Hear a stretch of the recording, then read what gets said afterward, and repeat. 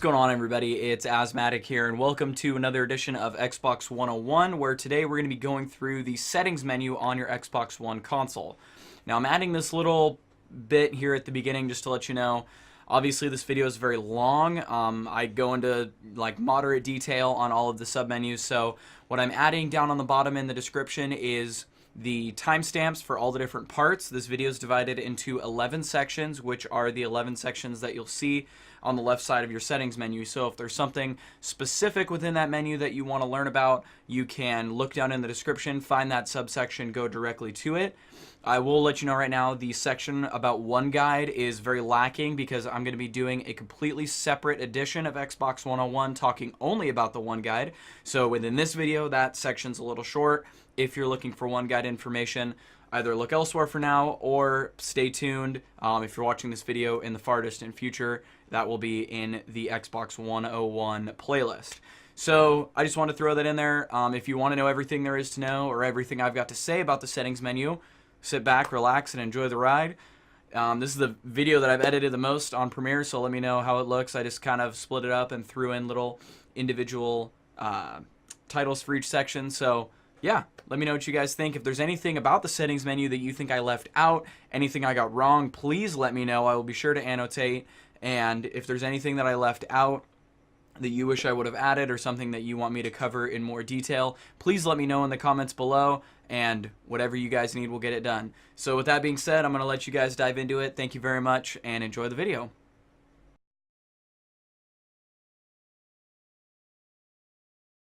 I'm going to go ahead and start off today right here on the dashboard because this is where you're going to be brought the first time you turn on your Xbox. So this is where we're going to start our breakdown of the settings menu.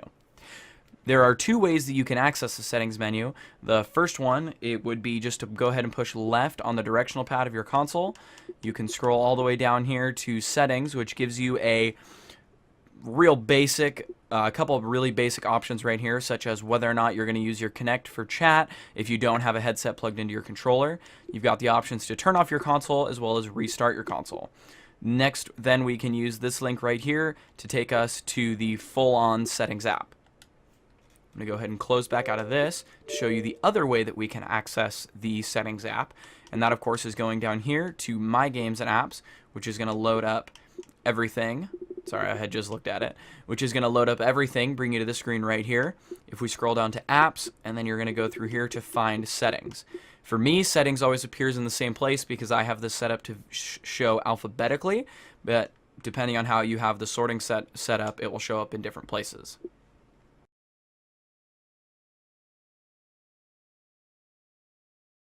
So now once we get into the settings menu, the first option that we have here on the left side is account. And we've got a number of different submenus here. The first one being sign in, security, and passkey. So my account obviously is linked on this Xbox, as you can see right here, using the account email address that is associated with my account. If I was not going to be using this Xbox anymore, or if I was signed in on an account who was someone moving out or something like that, I have the option of removing that account from this Xbox, meaning that I will no longer be able to sign in without providing my password and all of that sort of stuff again. I have the option here of creating a passkey if I choose to add another level of security to my account, so that I want to not only just sign in by saying, hey, I'm Matt, sign me in, but I want to have to enter some sort of password, which could be any controller input. So directional pad, I've got A, B, X, and Y, any of my triggers or anything like that, I can create a passkey out of those to add that extra layer of security to my account. Instant sign-in is an option for if I have multiple accounts on this Xbox, but I want one of them to be signed in automatically as soon as the console being turned on, I can select this right here. Now, for me, being the only guy who uses this Xbox, I have it set in, or I have that set to automatically sign me in. You can also link your Twitter account, so anything that you put on your activity feed on your Xbox One, you could also share over to Twitter, and you can go to this screen right here in order to link your account to choose how all of that information is going to flow out to Twitter. Next, we have privacy and online safety. When we come over to here, we have some custom privacy settings dependent upon who's going to be using this account on the Xbox. Because as you can see on top, it says that I'm looking at the privacy and online safety for this account. Now, if this is an option where for some parental controls, you can set for child accounts, you could set so that they have a little bit more limited access in terms of not only what they can do, but what others can do as well. So I'm going to go through these menus really quickly, but if you need more details or want to take the opportunity to see what is on every screen, you can of course pause the video. So we've got the child defaults and detailed there what the children can do and what others can do. We have teen defaults right here with the same breakdown right there. Then we have the adult default right here, which lets you know what that can do right there. When we come over to content restrictions, we have the access to content and the web filtering submenus. Now, if I come down to the access to content, I've got these options right here where I can say, all right, let's only allow the Xbox to view content that is age appropriate for a 14-year-old. And that lets us know we're only going to be able to play games rated T, movies rated PG-13, TV that's rated TV-14, music that's appropriate for all ages, and apps that are available are appropriate for ages 12 and up. You have these submenus all the way up here through 17, and then you can do an unrestricted, which means regardless of rating on anything, any content is going to be able to be viewed and accessed through this console. Going back down onto web filtering, we have some options right here in this list that are detailed on the right. I'm just going to leave those up there for a sec, and you can pause the video if you need to see those for an extended period of time. The next option that we have right here is payment and billing. Now, I'm not going to bring this screen up because when you do, it shows things like your home address and some of your the last four of your PayPal and all that. Even though the PayPal's not a big deal, I'm not going to show you guys my address. Sorry. So what you can do on payment and billing is add a new credit card to your account. You can link a PayPal account. You can change your billing address, as well as check the account balance of your Xbox account. So if you had purchased a Xbox gift card and added it to your account, you could go to that screen to see how much is left on that card. Next up, we have our subscriptions, which when I go to is going to let me know my Xbox Live Gold subscription as well as my EA Access subscription. So my Xbox Live Gold, it's letting me know that I purchased a prepaid 12-month card. It's going to expire December 22nd, 2016. And then I could use that See Xbox Live Gold details to purchase more time or to sign up for a recurring payment plan, which would link to either a PayPal or a credit card on my account. I have all of the exact same details and options for EA Access. I have a 12-month subscription. That's when it renews, and that's how much it's going to cost. And then I can go down to see EA Access details to either not auto-renew that or purchase an extension right now. Coming over to family, I don't have anything on this menu because I don't have family settings set up on this Xbox. But if you are in a situation where you've got one Xbox that you, your spouse, and say your kids are using as well, you have the option of bringing all of your profiles together into a family, which allows you, the parents, to provide better, or provides to you better controls for your parental settings on those other accounts. The last option we have here are remove accounts, and this is where if there was someone who had access to my Xbox in the past who was either moving out, or they're a friend who used to come over but they moved away and now they're not, I can remove them from this Xbox so that way they're not on the sign-in list every time I turn on the Xbox.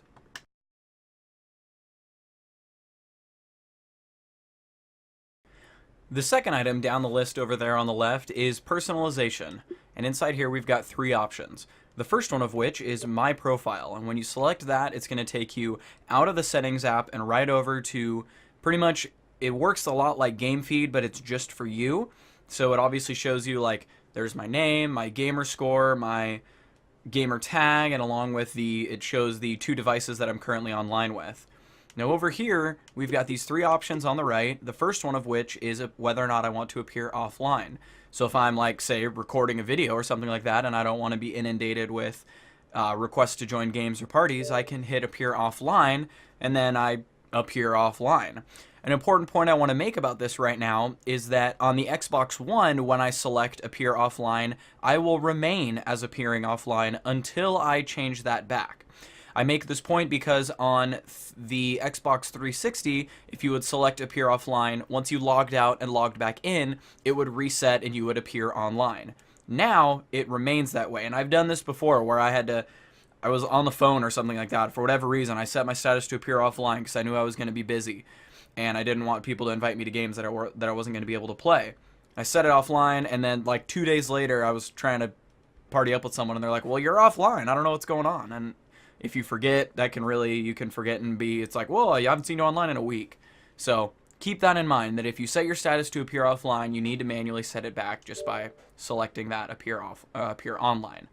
You then have the options to customize your profile, and then brings you in here where you can change your gamer tag, which is possible. It is going to cost $10, and you of course have to select a gamer tag that is not already in use. Then you have your location that you can change, as well as your bio. And then over here you can choose whether or not you display your avatar or your gamer picture. Oh, and then because that's interesting, I didn't know that. If you have it on your avatar, it's going to make you choose a new gamer picture. And so I'm going to go back right here to the one I had before. And then there it is.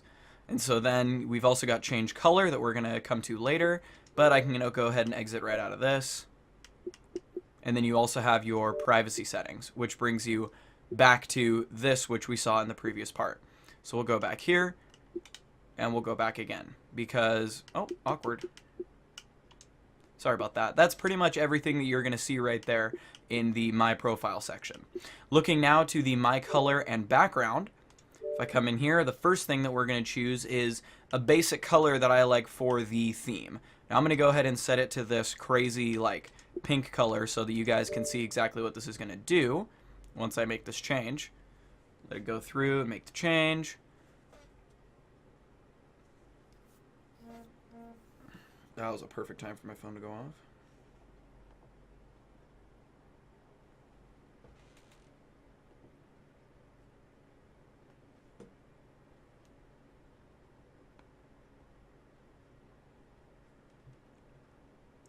Come on, Xbox.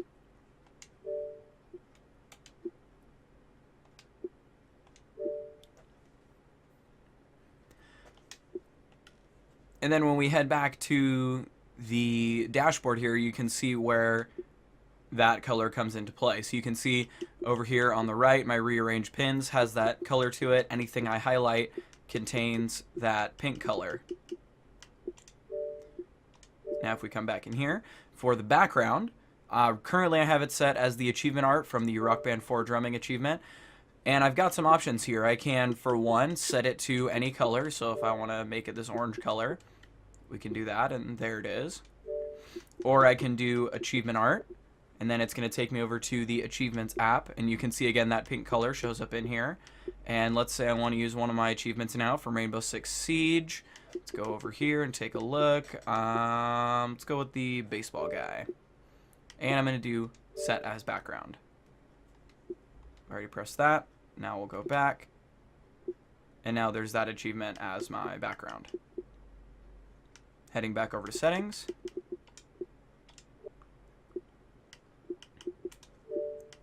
And that's what you can do for background for achievement art. You can also do custom image, which allows you to use any JPEG or any sort of that type of file type that's on a... You can also do custom image, which lets you use a JPEG or any sort of file type like that off of a removable media like a USB flash drive as your background. So custom image, you can use whatever you want. Throw it on a flash drive, plug it in, and there you go. You also have the screenshot option, which any screenshot that you've taken in a game that you've got saved to your console, you can choose from to have as your background. So you can always remember that time you made the epic headshot playing Halo. We also have file transparency, which allows you to choose how see-through the tiles are on your dashboard. This was something that they introduced after they did custom backgrounds, because once people got to put up, their own custom images or whatever images they really want to see, they said, well, we want to see as much of these images as possible. So as you can see on mine, I've got my tiles set to mostly transparent.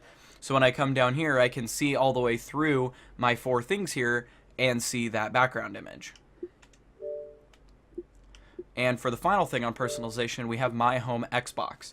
What this allows you to do is whatever Xbox you primarily use, whatever is your home Xbox, you can set it as that, and it allows you to share any of your digital content with the other people who use that Xbox. Currently, I have my home Xbox actually set as the one at my girlfriend's house, and that means that whenever I'm there or not there, whatever, she can sign in on that Xbox, which is my home Xbox, with her account, and use all of my digital games and whatnot, even if I'm not there. And then, of course, whenever I'm there, I get to use them as well. It's just a really great feature that Xbox has implemented where people in the same household have to purchase content once, and then everyone gets to experience it on the same Xbox.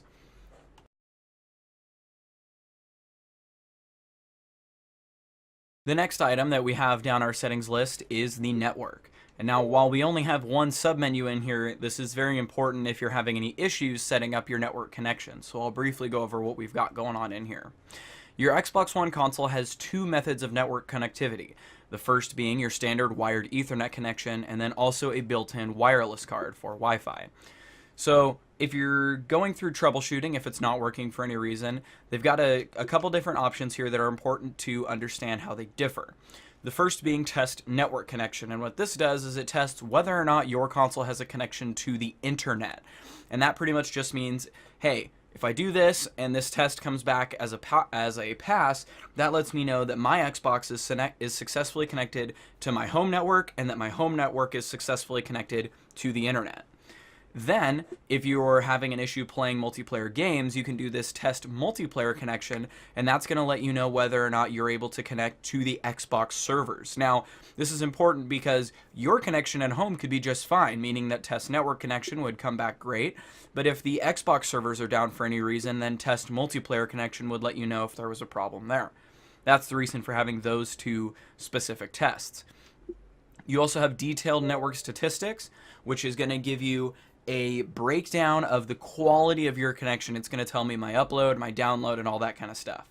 For anyone who's ever done any sort of network statistic checking on a PC, you'll use tools like Ping or a traceroute or something like that to see how you connect through a network. This pretty much does the same type of thing, but instead of you going through it, it does it all for you and just gives you the results. So here in a second, once this finishes and loads, we'll take a look at it. There we go. So it shows me that my download speed is right there, my upload speed's there, my packet loss was 0%. For non-tech people, don't worry about MTU. That's a totally regular number. If you see 1480 or 1500 or something, that's perfect. And then your latency is just the time it takes for packets to travel back and forth. That's pretty much the slowness, and you obviously therefore want that number to be as low as possible. So 43 milliseconds, pretty good there. In the center of the screen, you're given your current network stats, which lets me know that I'm currently utilizing the wired connection, my NAT type is open, and that all services are available, meaning everything on the Xbox side is working great. Netflix, games, YouTube, whatever is all going to work just fine.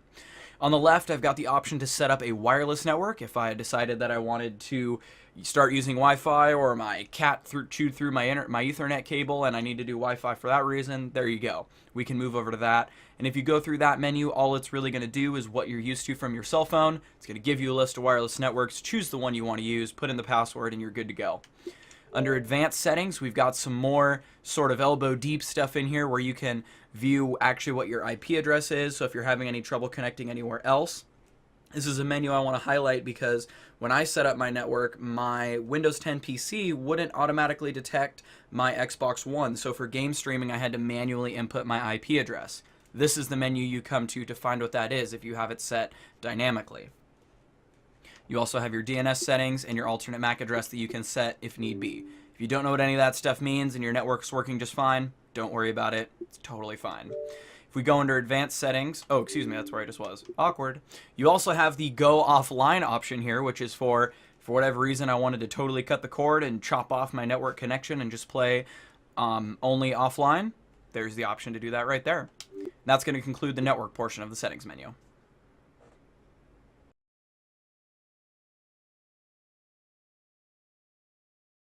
Moving right along to the system subsection of the settings menu, we've got the console info and updates.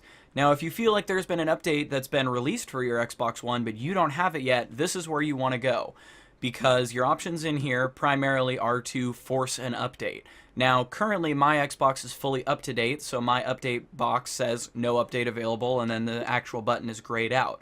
If there was an update available, you'd be able to click there and download the update and install it right away.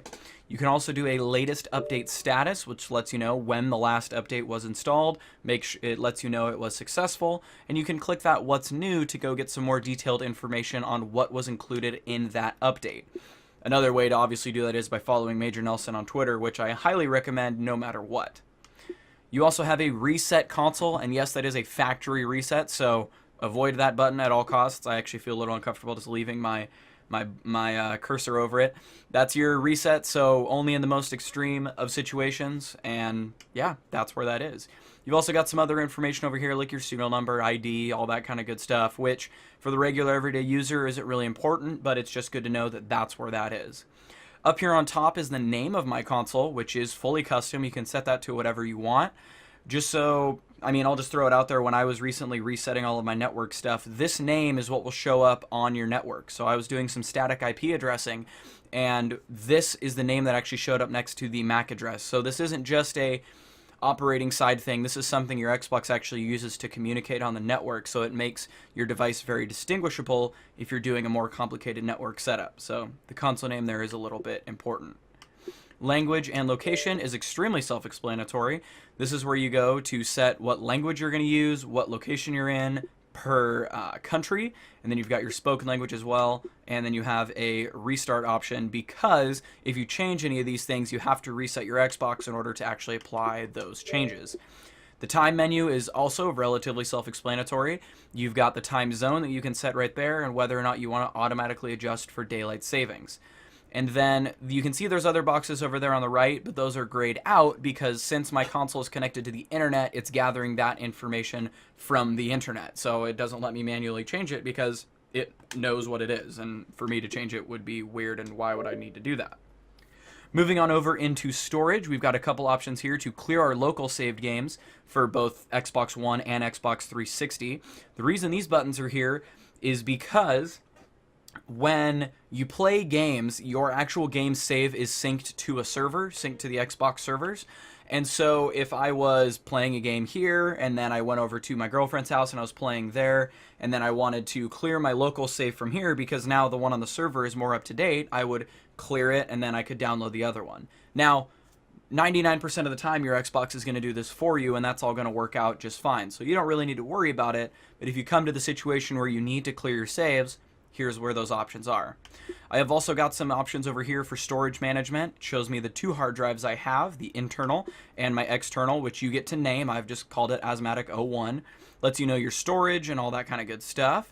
Now, if I select this guy right here, I can do a view contents, which takes me over to my games and apps and shows me everything that's on my internal storage drive right there. I'm going to go ahead and hop back to settings. Get back to where I was here. That lets me know what's on there if I go to content. And then if I go here to my external, I also have a view contents, and then I have these options here. So I can install here by default. If I wanted to have everything automatically install to my external hard drive, I can do that right there. And then in the event of a fire or something like that, that's the thing that I just rip out and run with. I've got the rename option because, again, you can custom name that whatever you want. And you've got the format option. If for whatever reason you needed to format that drive, this is where you can do it. It shows you your usages and all that kind of fun stuff as well. Last thing we have down here is our signed out content restrictions.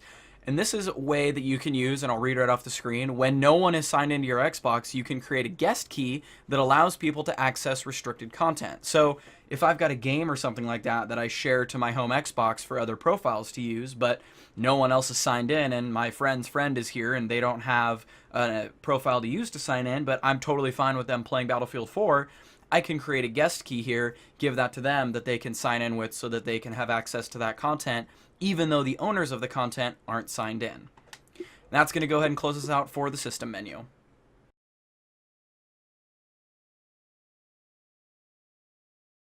The next thing that we've got going down our list is preferences. We're going to start this off by looking a little bit deeper at your notification settings. The first option we have here is whether or not we want to show notifications at all. And do note right there that they will still pop up on the side pane even if we don't display them on the console. Or I should say on the screen. So the important thing to know about this center column is that the apps that are listed here, the settings affect notifications from these apps. So the first one, for looking at Skype, what I'm selecting here is that I do want to receive notifications relating to Skype. So when someone's trying to call me or whatever, I'll get that notification. The other options I have are off if I don't want to receive notifications from this app, or I can do on but off during video. So yeah, I want to know about it, but if I'm watching a movie, don't disturb me. And then you have these options for all the other apps as well. I've got these for messages, whether or not I want to get party invites, and then gaming and system is things like, you know, when my game is downloaded and all that sort of stuff. Sign in and broadcast, this one's important to go into because it's a little bit different. So this is, do I want to be notified when people come online? And I can do no, don't tell me when my friends are online. I can say notify me when anyone on my friends list comes online. I can say notify me when only people on my favorites list are online. And then we've got yes, but off during video for both of those options. Continuing over here, we've got notifications in the guide, which is going to be the little side pane that you can pull up over on the left-hand side. And we can set that for only recent items or notifications regarding to everything. We've got the activity feed as well as notifications for new followers. Backing out of there and heading over to game DVR and streaming, this has to do with how your Xbox reacts to connections with other devices. So we've got whether or not we're going to allow broadcasts and game captures. So this could be another parental control thing where if you don't want the other people using your Xbox to be able to save their clips or do Twitch streaming directly from their console, you could turn this off. I can choose how much time the record that action records, 15, 30, 45 minute, 3 minutes, or 5 minute segments. Whether or not I allow play to streaming. So again, this is, am I going to let my Xbox stream to Twitch? And then am I going to let my Xbox stream to my Windows 10 PC? I've of course got that clicked on because that's how I'm recording this video right now. Move over one more time for your Xbox Smart Glass connections, and you can choose whether or not you let any Smart Glass device connect to your Xbox. If you're only going to let people who are signed into Smart Glass and signed into your Xbox connect, or you can choose to just not allow Smart Glass to connect to your Xbox at all. But it is also worth mentioning at this point that Smart Glass connections do require the Smart Glass device and the Xbox console to be on the same local network, no matter what you have set right there. When you come to your preferred video provider, I apologize, but I don't really have much to say about this right now. I personally am not a user of OneGuide, and so I have a bit of research to do before I do my video on that. Depending on how far into the future you're watching this video, I likely have the OneGuide video already created. And so please look elsewhere in the Xbox 101 playlist to find that video. But for now, I don't have anything to add about the preferred video provider section of the preferences menu.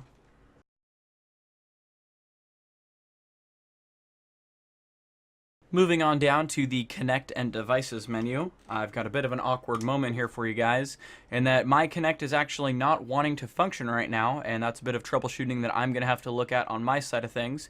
But regularly, when you come to this screen, you're going to see everything that you see here, except you'll also have the video feed from your Kinect in that center box there. You have the option to either turn your Kinect on or off right here. And then when it's on, you can of course choose if you're going to use that microphone for chat if you don't have another headset plugged in.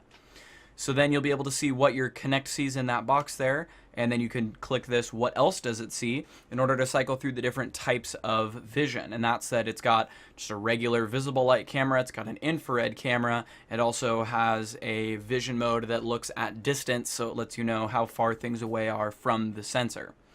The other options you've got over here are I move my Kinect sensor or I'm having trouble with it, which is something I might be clicking in the near future.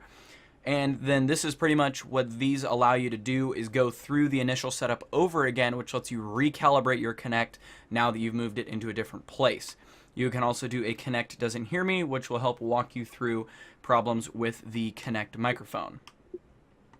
Moving over to devices and accessories, you're going to see a list here of all the controllers and other devices connected to your console.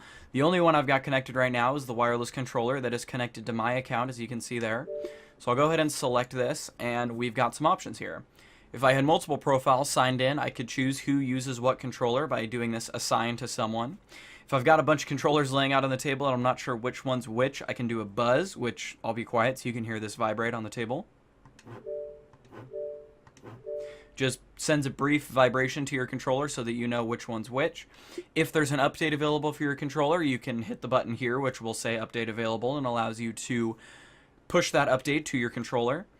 The volume box is grayed out for me right now because I don't have a headset plugged in, but if you do, you can click volume and it allows you to adjust the volume of your headset, the chat balance, and the mic monitoring level of that attached headset.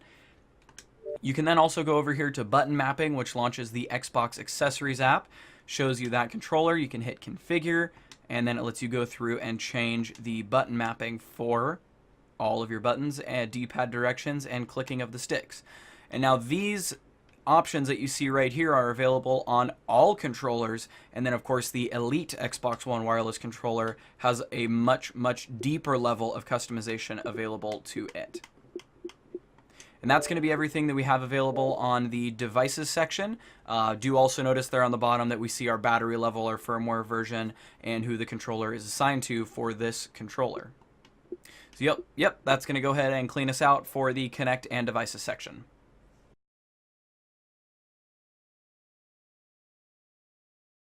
Moving on down the list, we come to the display and sound menu, where we're obviously dealing with our audio-video setups. So the first thing we have right here is our video output, which lets us choose what resolution we send out through our HDMI connection. I've got 1080p and 720 here as my options, and this is going to be auto-detected based on your television. So my TV will accept either one of those, so those are the options I have. We can also choose what kind of connection we are using to connect to our TV. I've got mine on the HDMI, which is of course the cable that I'm using. I'm not going to walk through the Calibrate HD TV section here, but that's just pretty much takes you through a number of different screens that show colors and contrast and all sorts of different imagery that allow you to adjust the settings on your screen or monitor to allow for the best picture quality. Under video fidelity, you've got a few options here that anyone with an HD TV who's always deep in the settings will be used to. You've got your color depth, your color space, whether or not you're going to allow the 50 or 24 hertz frequencies, and then your 3D options as well. Now with I don't want to call it a recent update, but a little whiles after the console came out, they updated the Xbox to allow for 3D Blu-rays to be played. You of course have to have a 3D Blu-ray disc, you have to have that update installed, you have to have a 3D TV, and you do have to come down here and click Allow 3D on your console. Now they have this option here because just to make sure that if I were to accidentally put a 3D Blu-ray into my console, which isn't hooked up to a 3D TV, I don't want to send that 3D signal to my TV for fear I might damage it, so we've just got a hard block in here that turns that off, so if I put a 3D Blu-ray into my console, it wouldn't work. But then if you are using it, remember to come down in here and enable it there. When we move on over to volume, we've got some options here that of course revolve around the sound that come out of our Xbox. We have the sound mixer, which lets us choose when you've snapped an app, the sound from which app is more important. Like if I've got Netflix going on and that's all I want to hear and not anything else, then I'm going to go all the way to the right and it's telling me that my main app is going to be silent.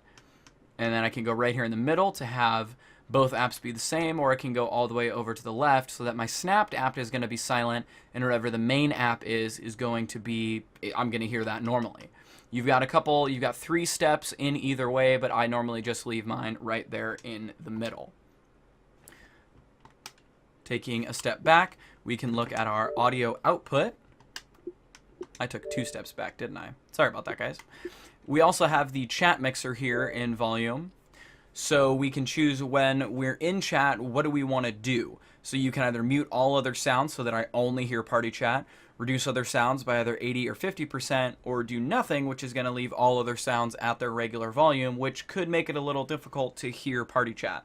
So this one is really test the flavor, see what you like, set that wherever you like it. Moving on down, we've got our party chat output. So when I'm in a party, do I want my friends' voices to be coming through my connected headset, through my speakers, or through both? Now obviously if I don't have a headset plugged in, it's going to default to playing that sound through my speakers. When I go to set up TV and AV control, this becomes highly dependent on whether or not you have a Kinect installed, because your Kinect has an IR blaster, which is going to allow you to control your television and any other infrared controllable devices by using your Xbox, through the Kinect by using your voice. So you can use commands like Xbox volume up and volume down to turn the volume up and down on your different devices. Then right here you can choose how many steps we're actually going to adjust that, anywhere from 1 to 10. And I like mine right at about 5. Now you don't want to set this too low, because then when you want to turn the volume up loud, you have to say Xbox volume up like 16 times, and you just sound weird and you completely forget what those words mean, and it gets really awkward. But then you obviously don't want to set that to be too high, because then if you say that and it's nighttime or something like that, now all of a sudden your TV gets really loud and you're yelling at it trying to say Xbox volume back down, and again it just gets into an awkward situation. So really test the flavors of that one, find the one that you want based on your personal preferences. When we come over here to audio output, remember that your Xbox obviously outputs audio through the HDMI connection, and you can pick how that's going to be sent through right here. You can either not send audio through there. You've got your stereo, 5 or 7.1s, or bitstream. Your Xbox One on the back also has a optical audio output. You can choose how you're going to send your audio out through there. I have a Astro A40 mix amp connected to this, so I can do the bitstream out. And then I, of course, through that bitstream send my Dolby Digital, and the mix amp on my A40 knows exactly what to do with that to deliver crisp sound. That's going to close us out for display and sound.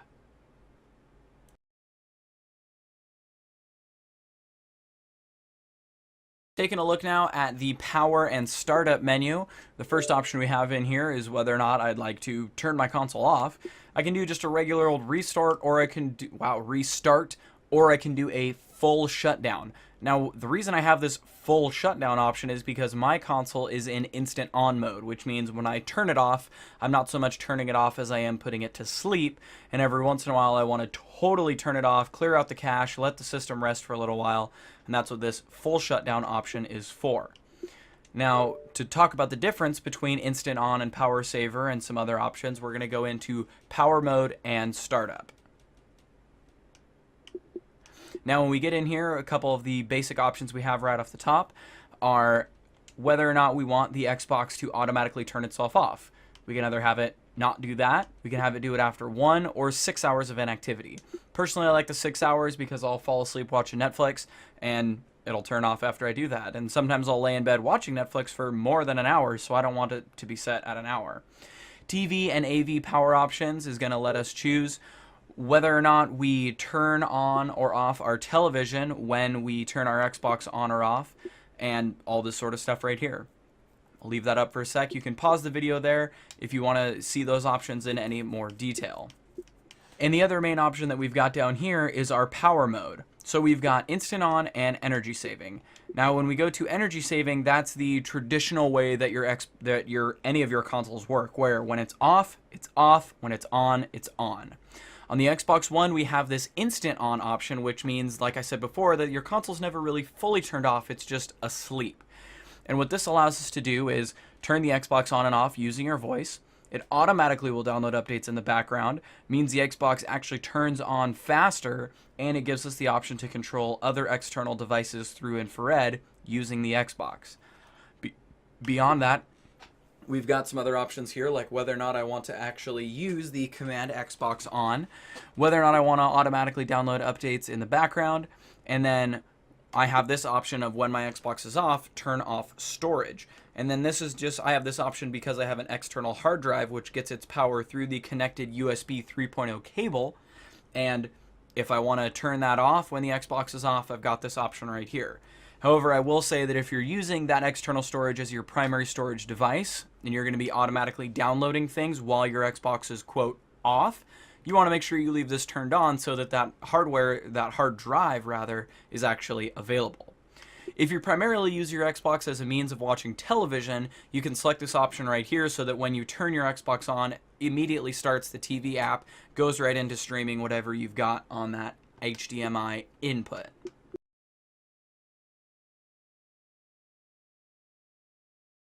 Taking a look now at the disc and Blu-ray submenu, we've got some options under disc for how our Xbox is going to react when we put a disc in.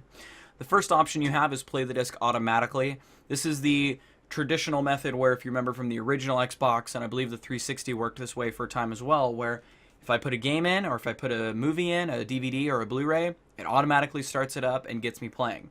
I have that turned off because sometimes I'm switching discs and I'm going to do things later, and pretty much I live by the philosophy of I'm going to tell my Xbox what to do. I don't want it to do anything automatically without me telling it to do that thing. We also have the resume playback option here, which is mainly for DVDs or Blu-rays, where if I paused a movie and then I went back elsewhere, and then it's going to remember where I was in the movie so that when I come back, it will resume playback right there where I left off.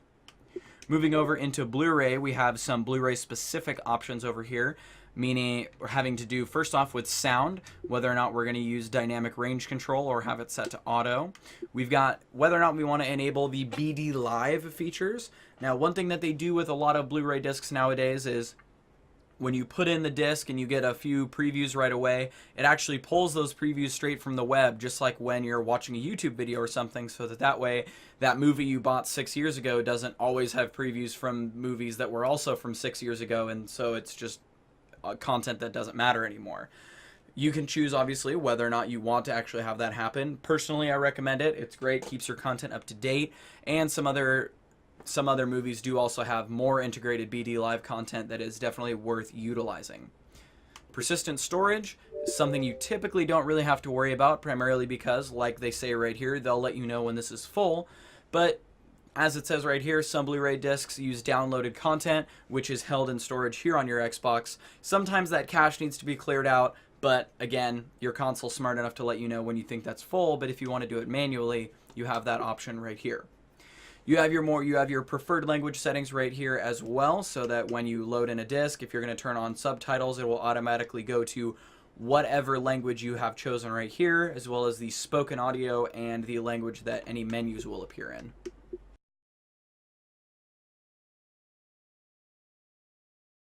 Taking a look now at TV and OneGuide, keep in mind that here on Xbox 101, I'm going to have a completely separate episode only dedicated to OneGuide. So when we come over here and select OneGuide, it takes us to the OneGuide app to set up how this works. So for now, we're not going to worry about that. We're going to leave that for the other episode. So stay tuned for that. Check out the playlist to find out where it is. When we come over to device control, this is for using your Kinect with its built-in IR blaster to control things like your TV, your cable box, or your external audio. I've got my TV, cable box, and audio receiver options right here. In my setup in my room, I only have a TV, and then its remote code is listed right there. And then you can choose, well, actually, let me go back through right here. If I select the remote code, I can either remove the TV, go to TV, set up here, and then I can enter the remote code manually.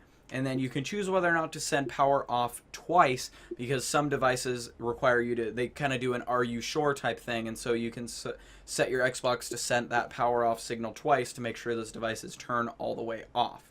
And if I continue there into TV setup, that's going to allow me to do a remote code check. And your Kinect will check to find your remote code automatically, so you don't have to go through the Googling and finding out how it's going to work right there. If I go to device power options, this brings me back to the menu that we saw in the previous section. This is where I get to choose what my Xbox is going to do with the connected devices. So I've got my TV, my cable box, my audio receiver here. So then when my Xbox is turned on, turn my TV on. When my Xbox is turned off, turn my TV off. And then we've got a toggle, or I cannot do that at all. So, and then you obviously would have those same options for the other two devices if you have those set up. Going to go ahead and go back now to our settings menu and check out audio and video. This HDMI right here is of course referring to the HDMI input. Now, I don't have anything plugged in there right now, so it says not connected, but this is going to allow me to use my HDMI input to use whatever type of external device I want for a signal. Now, I could plug in a Chromecast, I could plug in my cable box, or really anything that has an HDMI output and access that video signal through my built-in TV app on my console. I've also right here got the USB options for whether or not I'm going to auto-detect when something is connected there, or whatever refresh rates I want to use. And then we have our audio selection right here, which, as it says on the bottom, allows us to choose what kind of surround sound, or excuse me, what type of surround sound we're going to output for devices for whatever supports it. So, and then again, when we make any changes right here, we're going to have to reset our Xbox in order for those settings to take effect. The Xbox right here has a built-in TV tuner, which I have not set up, and that's something, again, that we're going to have to save for a later episode when we talk more about using your Xbox for TV. Coming into troubleshooting, again, I'm sorry, I'm going to have another episode talking just about troubleshooting, but this is an excellent feature of the Xbox One that they have troubleshooting options built right into the console, so if you're having any issues, you don't have to leave your Xbox and go to your computer, go to the internet to look for solutions to those issues. They're going to have some things built right in here. For example, if I'm having an issue with OneGuide, I can report that problem directly from my Xbox, and then if something with my TV isn't working, I can totally clear all those settings, purge all those options, and then I can start over from the beginning and try to reset and solve the problem that way.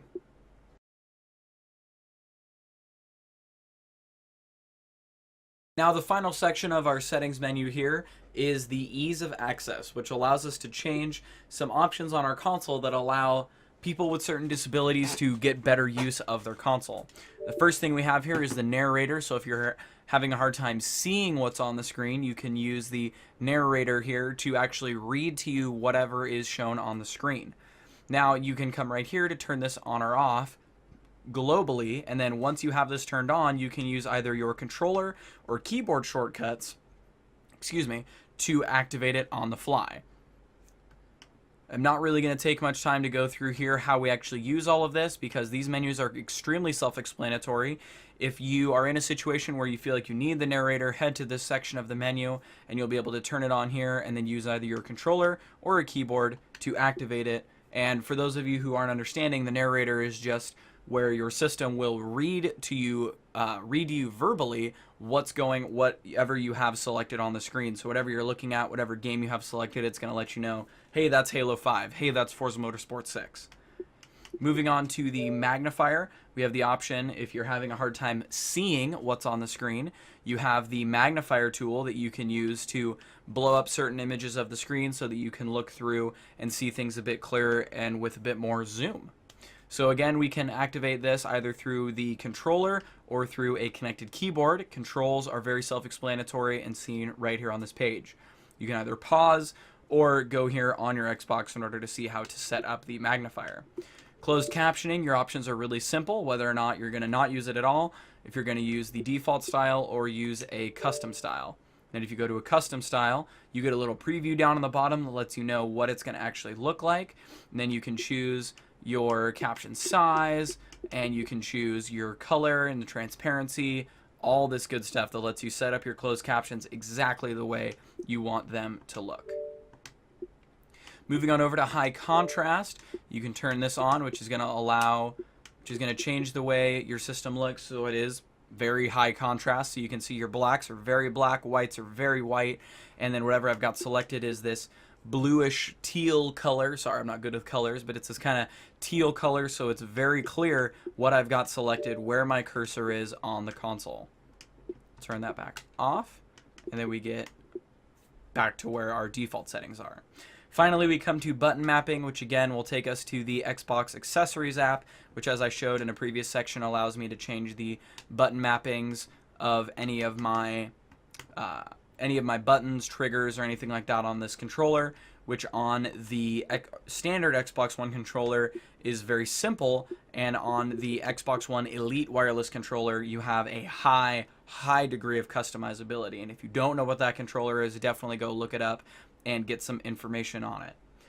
Alright, so there we go. Thank you guys very much for watching. That's everything that I've got to say about the settings menu on the Xbox One right now. Again, if there's anything you think I missed, anything that I said wrong, anything that you want me to cover that I didn't or differently, whatever, let me know in the comments below, because again, I really want this to be a conversation. It's my job to really bring you guys all the information that I can. So if there's anything that you still have questions about, let me know. I will find that information and I will get it to you. So, again, thank you very much for watching another edition of Xbox 101. I'm your host, Asthmatic, and I will be seeing you next time. Bye.